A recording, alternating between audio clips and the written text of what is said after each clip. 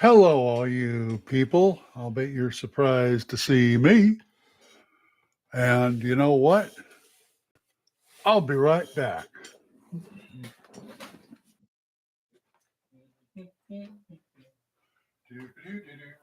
Open these.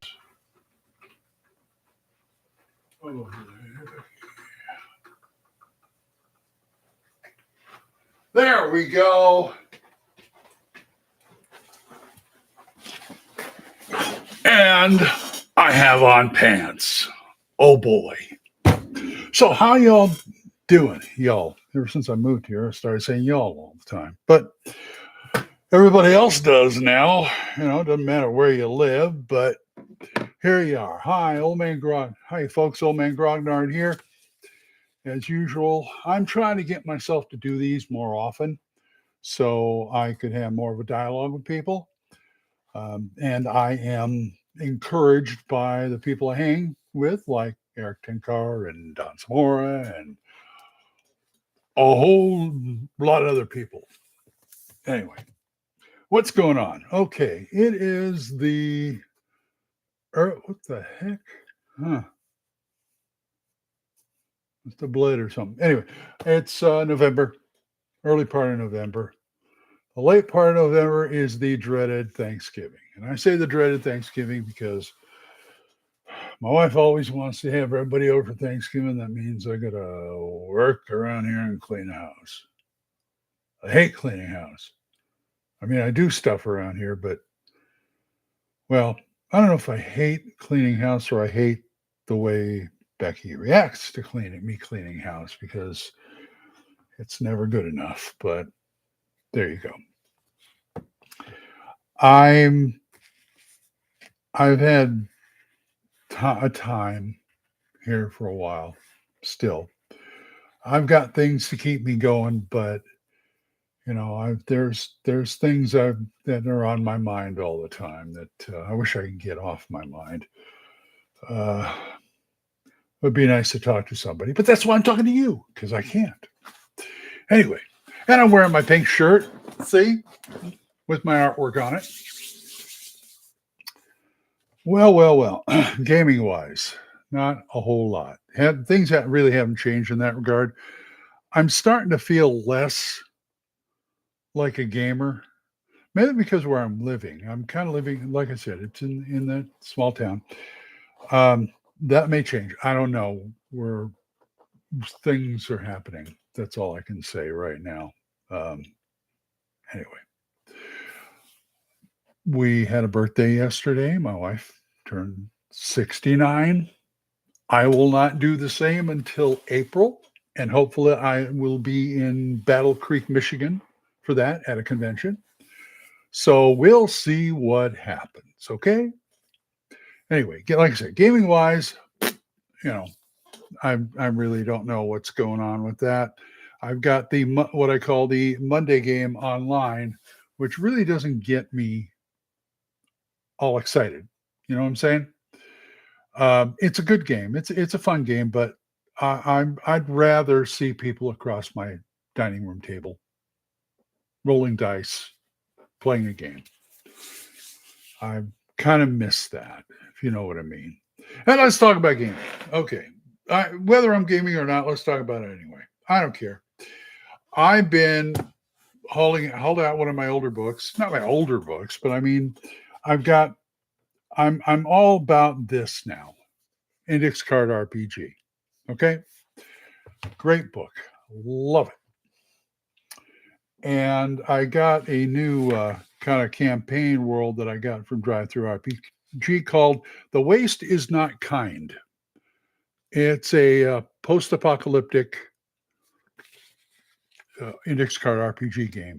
And it's got some really nice things in here. It's got the usual RPG stuff like loot tables and different types of characters you can play, milestones and factions, things like that. Sounds a lot of fun. The only downside of this, for those of us who played like Gamma World, Mutant Future, all those other ones, the only downside of it is there's no mutants, no mutant humans, no mutant plants, no mutant animals. because they don't have any mutations or anything like that. And this is more Mad Maxy than that, because they do have in the back car combat, as you can see.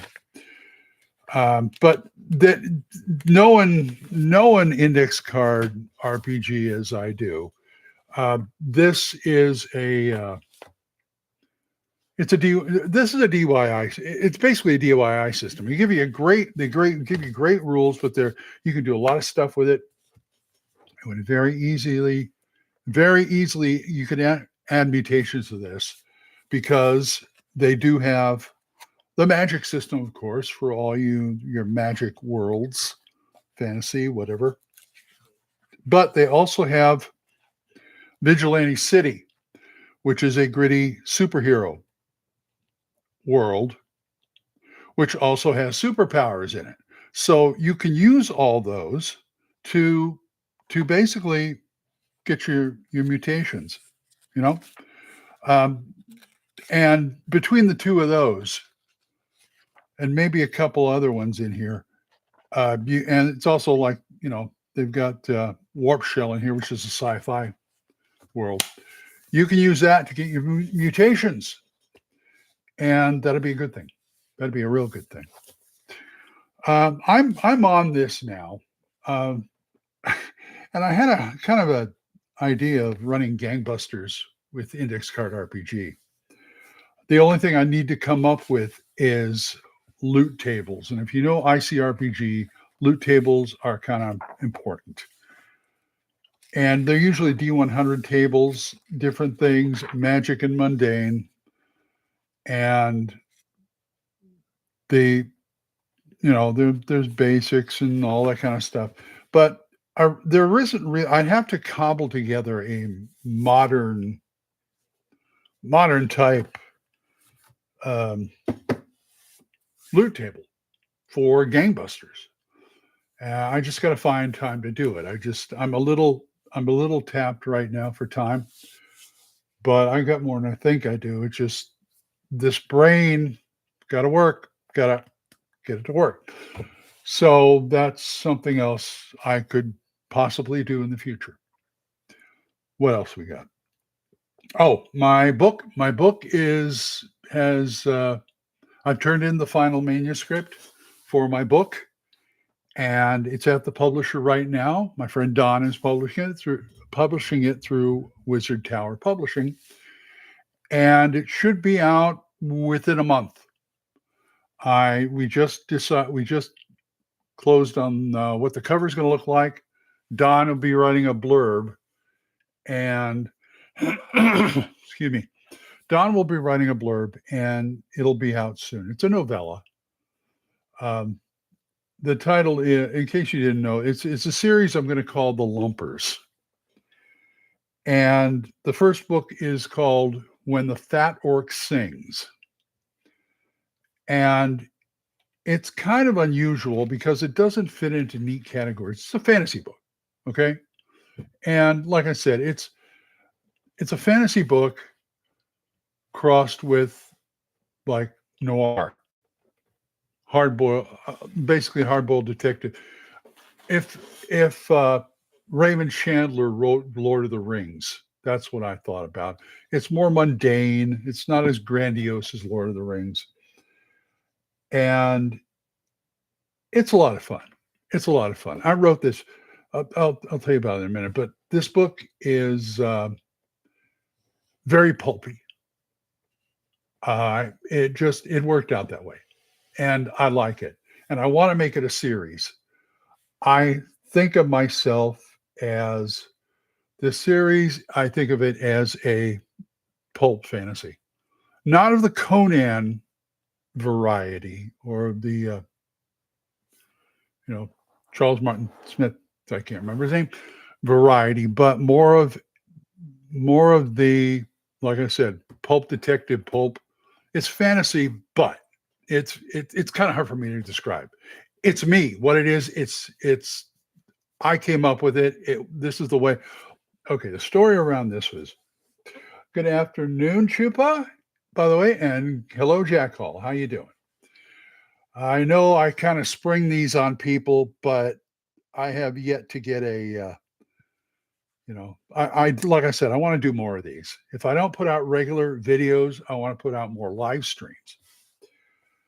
Now, my book is it's a fun read. It is a fun read, and I hope I'm hoping it'll be in bookstores. I've uh, I've got some hope for this book because here's a story. When the people who know about National Novel Writing Month, now, from what I understand, the actual organization ceased to operate this year because they ran out of money and there were certain things that happened. But people still do it. In case you don't know about National Novel Writing Month, it was, I can't remember the name of the author, but this guy published a book called No Plot, No Problem: How to Write a Book in 30 Days. And basically, he gave himself a challenge.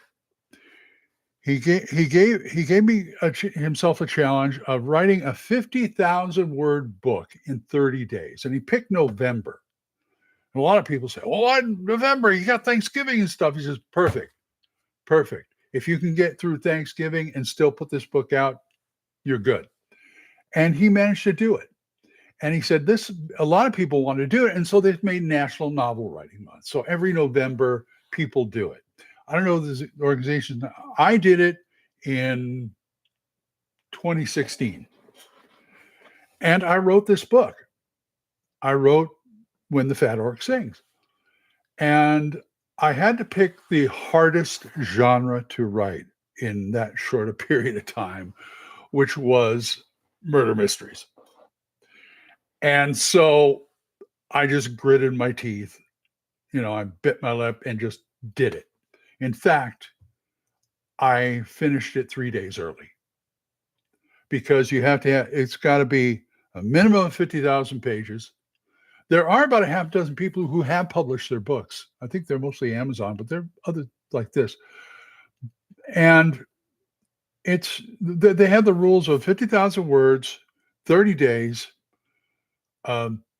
You can kind of prep in your mind but you're not supposed to start writing until the 1st of November. Okay. You can get ideas and maybe write a couple of notes, but you cannot start physically.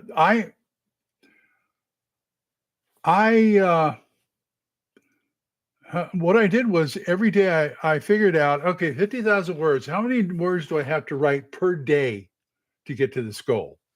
And I took it, and what I did was, okay, I want X thousand words per day. And then I added 10% to it in them. And what I did was I ended up on the 27th. I was done. I could have kept writing. Yeah, I could have kept writing, but I accomplished what I wanted to do. And so what happened was they're saying, okay, fine. Great, National Novel Writing, because it's more, there's no contest. I mean, it's kind of a contest, but it's more like bragging rights. The guy basically said, look, people are always saying, I ought to write a book. I'm going to one of these days write a book. He says, well, now you're going to write a book. Do the contest and just put it down. Don't even think about it. I mean, think about it. I mean, you got to write, but I mean, don't just sit there. Okay. No, just do it. And I did it. And I did 2 more after the contest was over. I did 2 more drafts, 2.5 more drafts. Middle of the 3rd draft, I had it all printed out. Middle of the 3rd draft, I started doing it, and it's like, stuck it in a drawer till this year. Stuck it in a drawer. I thought, well, there's probably need some work and all this. Blah, blah, blah, blah. And what happened was, oh, I forgot to say hi, people. To people, TR349, hello. And what I happened to mention, I was doing a live stream with Don Samora and Eric, and I think it was the Vlog of Many Things, Don's live stream. And I don't know, got around to writing and people making, because at the time I was getting involved with Wizard Tower Games, I was going to be editing their magazine and some of their books and things. And I happened to mention, they're talking about people who write a book. I said, hell, I wrote a book. And Don goes, really? And I said, yeah, I found it on my hard drive the other day. I forgot what it was. I don't even think I had the printed copy anymore, but I actually, when I got this computer, or I got the new hard drives, I went through things and I found it. And he says, God, I'd love to read it. And I sent it to him and he loved it. I sent it to him and I kept bugging him about it. I said, I'm so sorry I'm bugging you about it, but you are the first person who actually wanted to read the whole thing. Everybody else is, oh, read a chapter or something like that, which is fine. I mean, let him, but he was the first one. And he said, I absolutely loved it. He actually went and sent me back a PDF of the book with his notes. And they were very good notes. I trust Don because he is a publisher. And he edited it for me. I looked through it, and 99% of the notes I used. There's maybe one or two things I said, no, I want to keep it that way. But everything else, because I'm an amateur writer, I've never, other than, high school and stuff, going through that, when I go through community college, I never took an English class. I sort of I don't know grammar all that well. I tend to write like people talk. And that kind of thing needs, you need to clarify. I mean, he was pointing out stuff that was really good because it was all written in first person. And it was all written in first person of the main character, because I was really I love Raymond Chandler's stuff, Philip Marlowe, the thing like that. And it's basically LoJack is the main character. So he would point out things in certain paragraphs. Okay, here's where it's going into third person. You want to change this. And I said, okay. And I did that. And basically, they keep you on track. Editors keep you on track. Everybody who's doing this seriously needs an editor. You know what I'm saying? And so he really helped me. Don Samora, I got to, shout out. Great guy. I'm really looking forward to working some more with him. I will be at his convention in April. North Texas in June. I don't know, but I will be at WizardCon this next year. Hopefully with a published book that I can sign for you. And it's a lot of fun. The lumpers, here's the basic thing. The lumpers are three adventurers. LoJack, who's basically, his name is LoJack the Lumper. So he named it after himself pretty much. He didn't care. LoJack the Lumper, he has an elf and a dwarf with him. Elf takes care of the magical stuff. The dwarf is a mechanical genius. So I have Byron Craddock, the elf, late of the Elven Court. His father was secretary in the Elven Court. And Dinkus McThud of the Clan McThud, probably the shortest, most compact dwarf you've ever seen. And so the three of us are the lumpers. We have an office above the tavern in Puddleton, and people come to us, or come to the group, rather, I should say, to help people. And that's basically what it is. It's the first case I'm writing about. And I told Don, I told everybody, it was like, LoJack, it's a self-insert. Yep. And I said, I'm not ashamed about it. He's not a Mary Sue. He's a self-insert because, one, I'm an actor. Okay. And two, I like D&D, and I always wanted to play Philip Marlowe or some kind of private eye. Other guys want to play doing Westerns. I wanted to be a private eye. So I'm indulging myself. And somebody asked, oh, it's a Mary Sue because no, he is not. LoJack gets beat up a lot in this book. If he's going to be a hero, he earns it. He's going to earn it. I don't really like Mary Sue's. So it's like, okay, buddy, you're going to go through, I'm going to go through the paces. Okay. There are several healing potions were taken. Several clerics helped out and things like that. But like I said, it's the lumpers when the fat arc sings. And one of the things you get to discover is what a moobit is. And I'm not going to tell you what a moobit is, but the book, it's in the book. It's an animal. That's all I'm going to tell you. It's a moobit. So that's something for you to discover. And I hope you guys, Don's going to get it published. God bless him.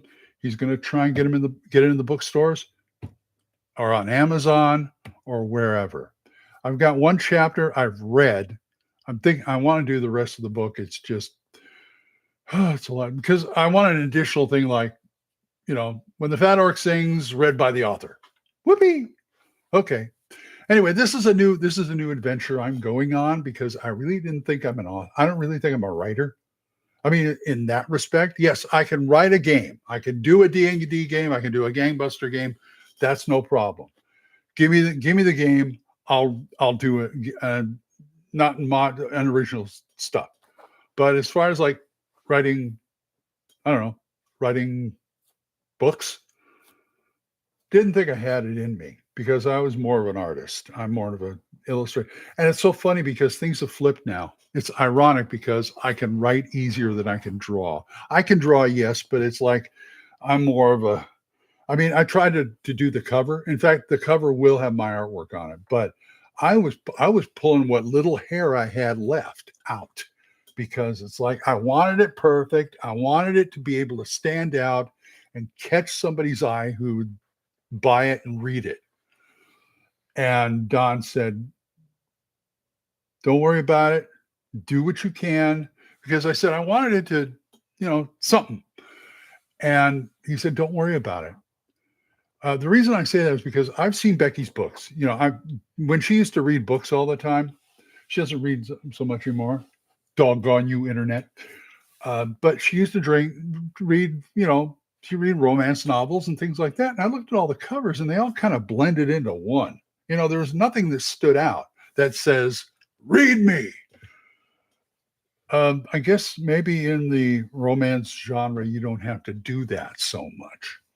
But Don said, don't worry about it because these kind of books, they're going to see the picture and immediately they'll pick it up, flip it over and read the blurb in the back. I said, okay, good.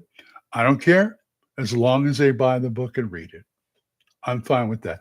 Everything, this is all, I mean, I don't want to sound mercenary. I'm not mercenary at all. Well, yeah, I am. You got to worry about it. I'm always worried about money. But the point is, I didn't want to, I was constantly thinking about selling the book, other than, is it a good book? Selling the book. I think it's a good book. He thinks it's a good book. People I gave it to like a couple of friends I gave it to, they liked the book. So I didn't, but the first thing I said, well, after he read it and he commented on it first time, first thing out of my mouth was, is it sellable? He said, absolutely. I said, okay, how is it sellable? Well, in my mind, how is it sellable? Are we talking about selling on Amazon or for a Kindle book? Are we talking about printing it and having it in a Barnes and Noble or a Books A Million or some other bookstore like that? Actually going down to the brick and mortars. I'll online, send it on and buy it online through a website I'll probably come up with. But he says, yeah, it's very sellable. So now I've got the job of thinking up a second book. And this time I don't have National Novel Writing Month to push me. So I'm driving myself crazy a bit going, okay, I don't want to be a flash in the pan. Because I've heard some people just got one book in them. That's it. And other people, they try to do like musicians, it's like their second album always has to, like, your first album, if you're a musician, first album is okay, it's great, but the second one has to follow up and be more, not maybe more great, but just as. The point is, you're proving to the critics and the people out there, you're not just a one-trick pony. You just, you can maintain it. That's my problem. That's my problem with everything I've done. It's like, yeah, I can do it. I'm an artist, okay? But am I going to be able to do it consistently? Because I always said, as far as getting into a field of work or whatever profession, I always say getting into the profession is easy compared to staying in the profession. So there's that too. So I want to be able to, if I'm going to, because now, I'm in it. I'm riding this horse until it won't ride anymore. You know what I'm saying? I'm going to be doing this. I mean, look at J.K. Rowling. She was in a world of hurt before that first book came out. Being a single mother, not having a place to live, all that kind of stuff. But I've got to be able to believe in myself, if you know what I mean. So we will see what happens. And, crossing my fingers. I'm trying to not to get too hyped up about it. Just because I want to be able to do this. I want to be able to actually succeed in something in my life for once. And actually make it profitable. I've ran a lot of games, did a lot of drawings, acted in a lot of shows, and they're always popular. I've had success, but it was never a sustaining sustaining success. I just can't learn these dentures. It just hasn't been a sustaining success. That's hard to say, really. So that's kind of where I'm coming from. Well, thank you, Chupa. Thank you very much. Like I said, I'm going to be doing more live streams here and with Don and with Eric, wherever. And so I will keep you updated, folks updated. Both Don and I will keep you updated on that. All right, let's get away from that. Let's talk about gaming. My idea let's go back to the sandbox for a minute. I like the idea of sandbox, but I don't feel like I've run sandbox. I mean, I know how to set it up.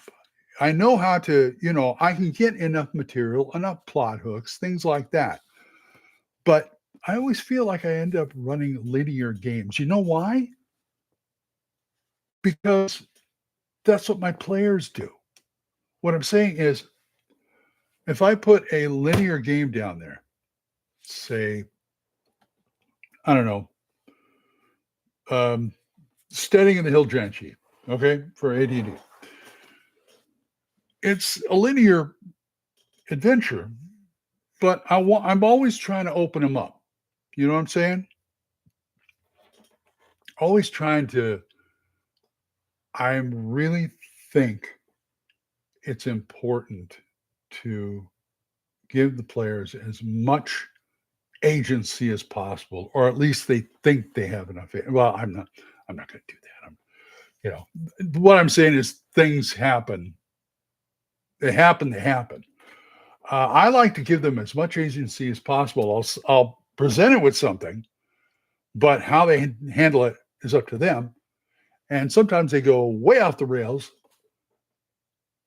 But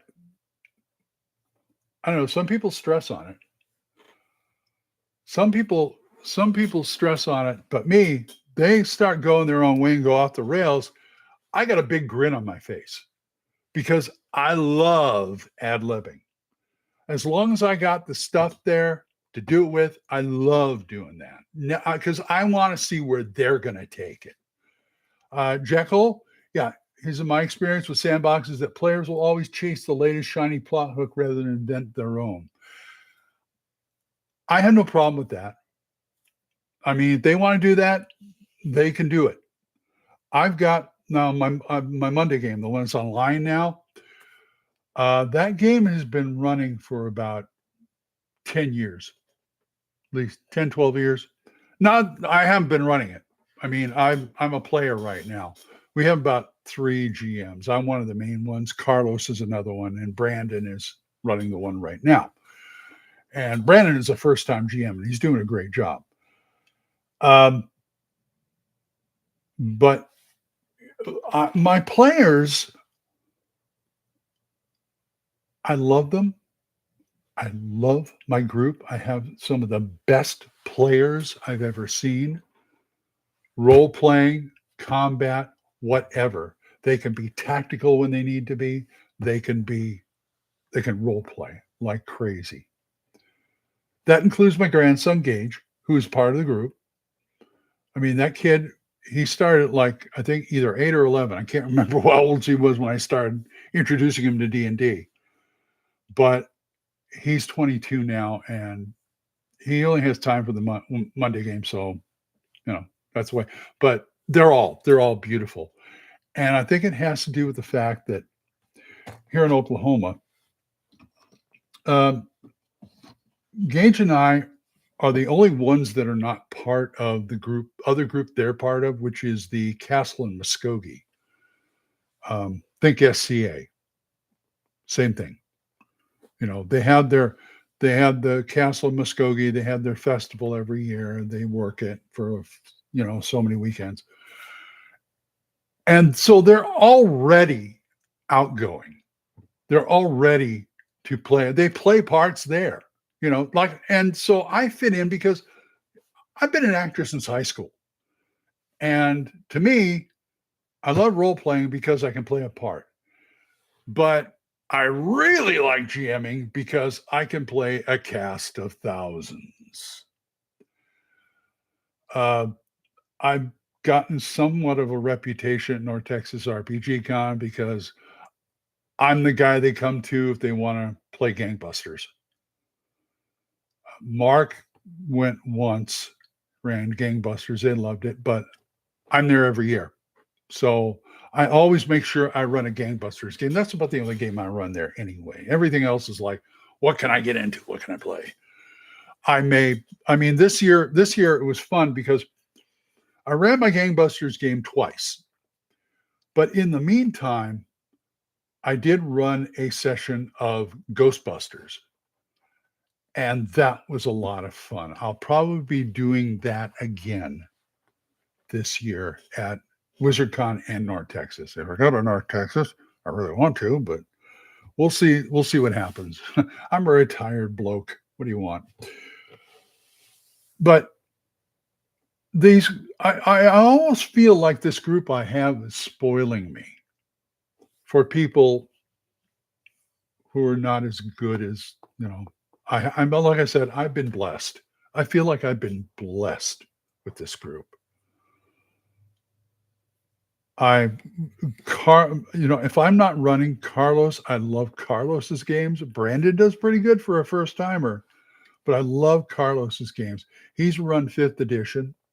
He's run Hyperborea. We both run Hyperborea. And it's wonderful. And sometimes, like I said, I'm spoiled. My Gangbusters game, I always seem to get really good players.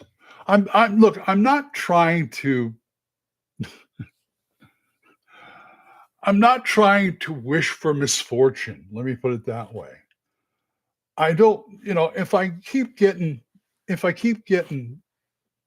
great players, that's fine. But sometimes, once in a while, I want something not so great players just for the challenge. Just, you get bored.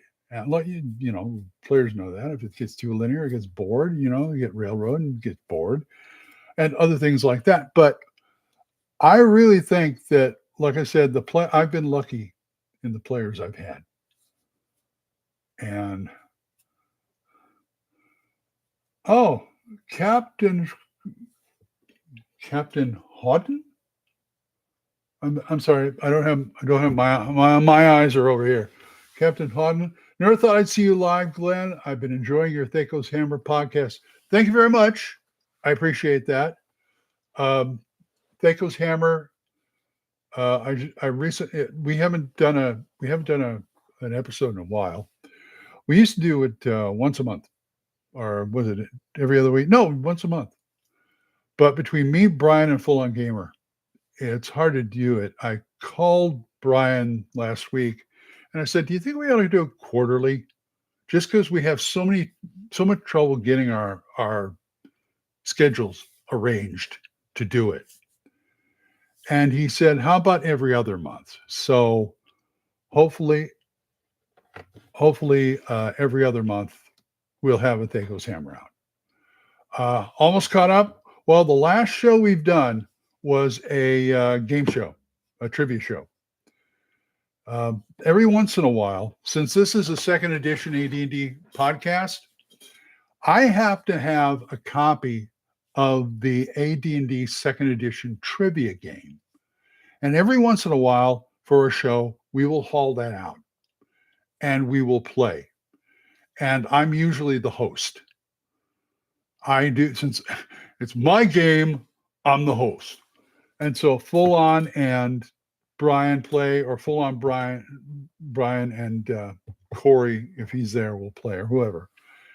And so we had a lot. Everyone, like I said, every once in a while we do that. Every once in a while we do an email show. Email shows could kill you, but fortunately we got some good emails. Now, here's something I'm working on for WizardCon this April. Full On Gamer, Brian, and I have never gotten together, all of us. I've been with Full On. Full On has come to North Texas before.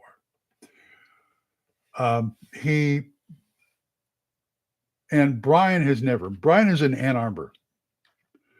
And it's like, and he works like 3 jobs.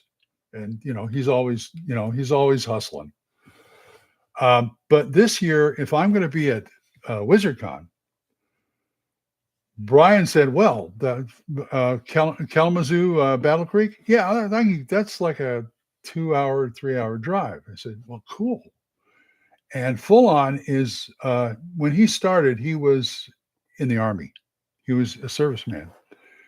In fact, some of the shows he did was from the rec center in Iraq and Afghanistan. And so he's retired out of the Army. He's a long haul trucker now. So yes, he is trucking. And so he usually does it from on the road.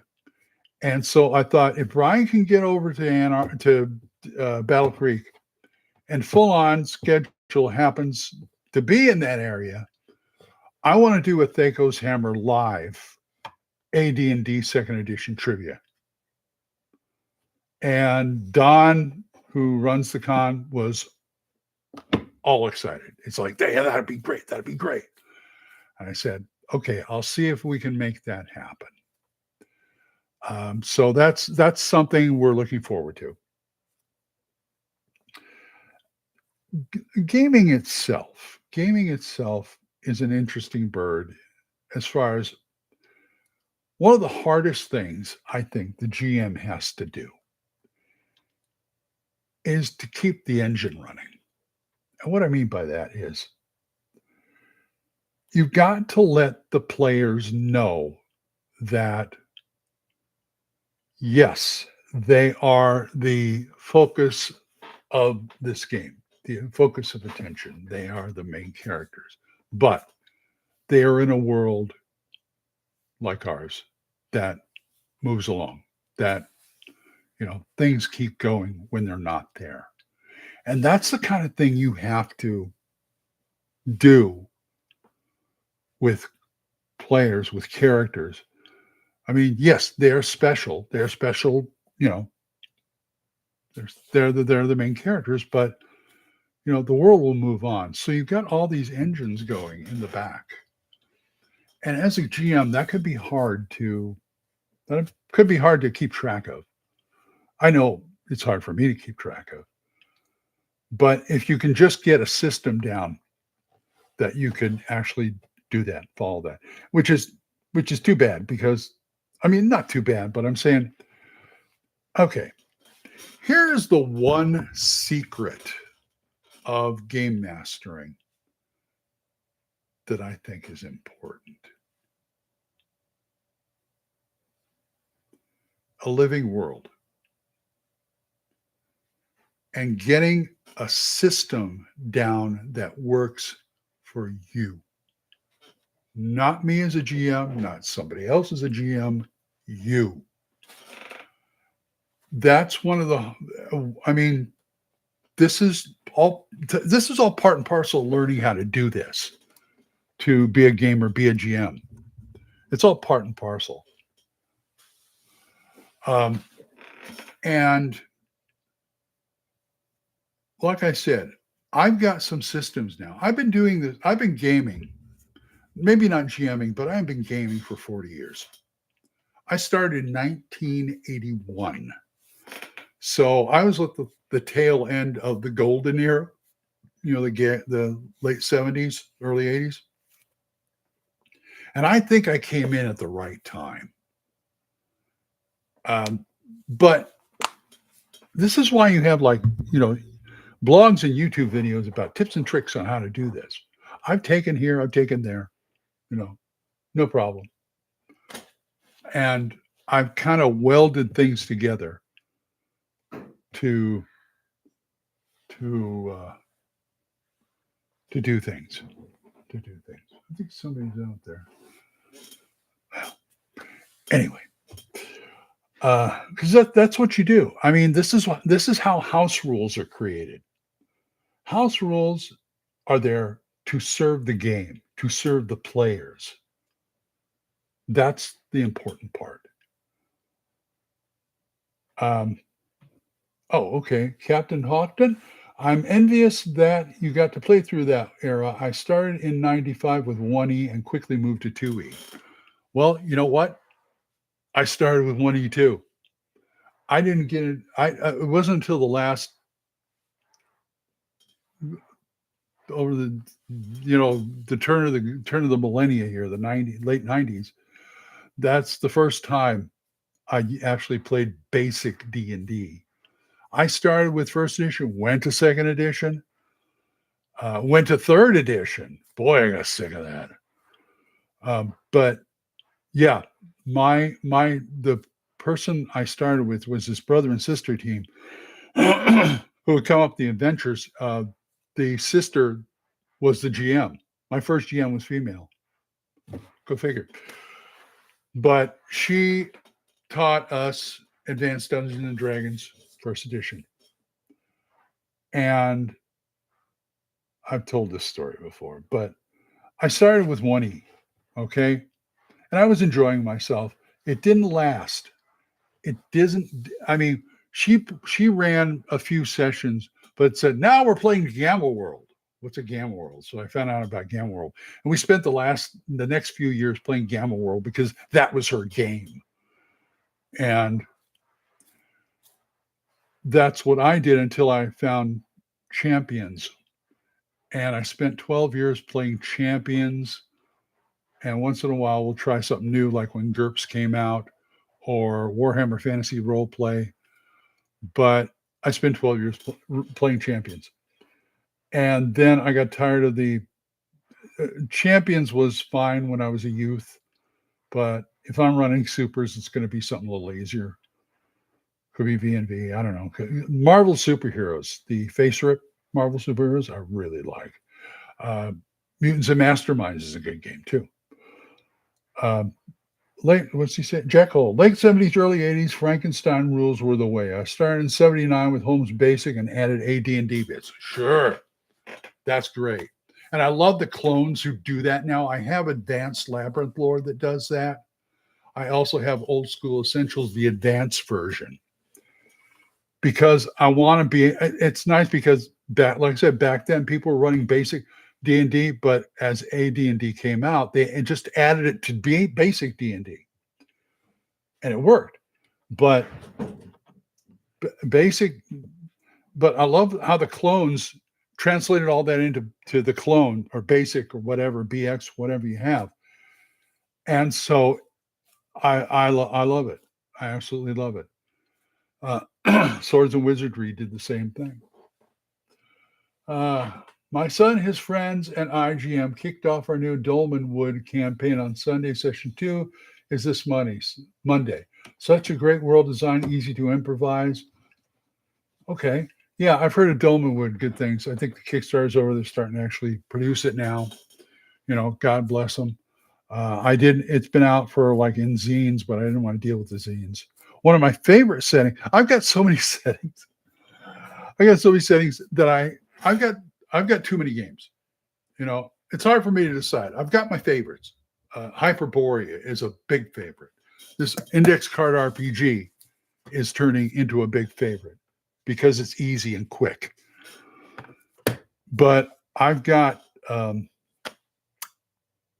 Glenn Seal's Midderlands. I've got the entire set over there. I love it. I love reading it. I want to run it. It doesn't matter. It was originally, I think, Swords and Wizardry, they said would go, but anything, any of them will work. So that's kind of a embarrassment of riches. TR. I started in 1981 with AD&D First Edition, then went to Top Secret, Gamma World, and Star Frontiers. Dolmen looks pretty good. Captain Whedon. I need to read some Howard and Fritz Leiber. Yeah, I should too. Actually, I'm not really into the fantasy, stuff. The pulp. I mean, that's why I find it so weird that I actually wrote a pulp fantasy book, because I consider it pulp fantasy. I wrote it the way they would do it, because I just want to churn them out. I just want to have like The Shadow or Doc Savage. That's my mindset right now. Because I was just talking to Don earlier, Don Samora, and he said, I said, you know how I approach writing this, and this is how I like to write my games too, my D&D games and such. I look at it from the viewpoint of a old-fashioned B-movie director. Somebody, and I'm talking about in the 50s and such, like William Castle and those kind of guys, where they would just go, okay, I got this great title. Now, let's see. Let's come up with a plot for it, a story for it. And that's basically, other than that's kind of how my first book, When the Fat Orc Sings, that's how I did it. I mean, I came up with the title When the Fat Orc Sings, and I started writing it, and I managed to work in, a meaning of that. But I love that because you just got a title. Come on. And I'm always trying to, and it seems like as a GM, I'm always trying to put myself on the spot. I mean, it's not I'm trying to make mistakes or anything, but I'm always going like, okay. That's why I like when players go off the rails. It's like, okay, dummy, how are you going to handle this? And, at the worst, I'll say, all right, we're taking 10. And that gives me 10 minutes to, okay, they did this, and I got this. That's okay, fine. Let's go. So I love that spontaneous stuff that just comes out. I mean, I think of it as like I'm Val Luton too. Okay, cat people. They give me the titles. They say the movie has to be this long. Cat people, huh? Okay, we'll do this. woman who we're never going to show it, but if she thinks she may turn into a panther or something. My favorite, I walked with a zombie, and the RKO, higher ups. Okay, I walk with a zombie. You got to make it. You got to make a film from that title. Okay, fine. It takes place in the West Indies, in an island with near Haiti, with voodoo and stuff like that. But he said, I'm going to do a adventure Haitian adventure version of Jane Eyre, loosely based on Jane Eyre, and it works. I mean, this guy looked at a couple of paintings and turned them into films. This is what I want to do when I'm coming up with books or when I'm coming up with games. You know what I'm saying? Um, what? Oh, Jackal. Oh, wow. Oh, wow. Yeah. Jackal's. I found the old pulp fantasy series by Lynn Carter called Thongar the Barbarian. Pure pulp goodness. Mwah. Hello, Mr. Sherman. Um, Captain Howden. I'm running 2E Night Below for my family. They really wanted to open the box that you were supposed to deliver. Such a dangerous idea. And Matthew Sherman just started Jack Vance's Dying Earth. Another good series, I hear. Yeah, Night Below. I've played Night Below. Night Below is way back when I was on my second marriage. Anne. I was with her. And it was an aborted campaign because I don't remember if the guy was new as a GM or he hadn't played in a long time. I think it was he hadn't played in a long time. And we never made it past the Temple of the Slime God because of what our cleric did. And, well, what happened was I was playing a paladin or a bard or something like that. And he said, I want to disrespect, defame this temple because he was a cleric of one of the good gods. And he said, this is an abomination. I want to defile this temple. And I'm going to put holy water on it. I said, okay. And my character's like, how good can you throw?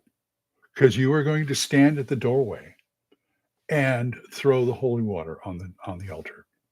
And then we're leaving. And he said, no, my God says I have to go up and pour it on the altar. And like an idiot, like I said, I said, okay, but I will be standing right behind you. If anything happens, I'm grabbing you and we're going. He did it. Stuff started happening. We booked it. Slimes started appearing and all kinds of black puddings and all this other stuff, and we ran. And every time we went back, it kept producing more and more and filling up the dungeon. It got to the point where the GM said, I don't know where to go with this because he was one of those. Now, me, if I'm the GM, I can probably figure out. But he was like, I'm sorry, guys, we're gonna have to do something else. I can't keep doing this. I can't come up, justify you guys going back. You can run around on the surface all you want and do stuff, but I'm just like, whew, man. It's like, man, I would have found a way. I would have. Even back then when I wasn't as good at GM, I would have found a way. I love new GMs, but they do need guidance. And I'm thinking back in my Monday group when we used to meet. We had this one kid, a friend of a kid of one of the friends of the guys, and he wanted to run his very own, his first game. When we said, okay, we're game. And he wanted to run a Legend of Zelda game using um, Savage Worlds. Because at the time I was running some Savage Worlds for the guys. We said, okay. I gave him a copy, I gave him a PDF of the book. And it's like, okay, fine. And he comes in and he was railroading all over the place. And it's funny because my friend Matt, who knows his father, I know what he was doing. I didn't know if I really liked what he was doing, but I know why he was doing it. He was giving him a hard time, always wanting to go off and do something because he was so locked. I mean, he was a video game nerd. He was so locked into the Zelda thing that we were being railroaded. There was one time where we were talked into going to this one temple, or we wanted the sage wanted us to go to this one temple and do X, and we were saying, and Matt killed the guy, up and killed the guy, and he says, oh my god, oh my god, oh my god, and I said, we were using the adventure cards, and I pull another sage out of my back pocket because I had a card saying, I could do that or something like that. And so the game kept going. Another point, we were Matt and another guy wanted to open a brothel in town to have a business. And he's a 15-year-old kid. I don't know. Well, He sat there for about 10 minutes and I raised my hand. I've never done this before, but I raised my hand and said, with your permission, could I take over the GMing for about 10 minutes? 10 minutes at the most. And he said, okay. And I went out behind the screen and I played the character of the sheriff of the town.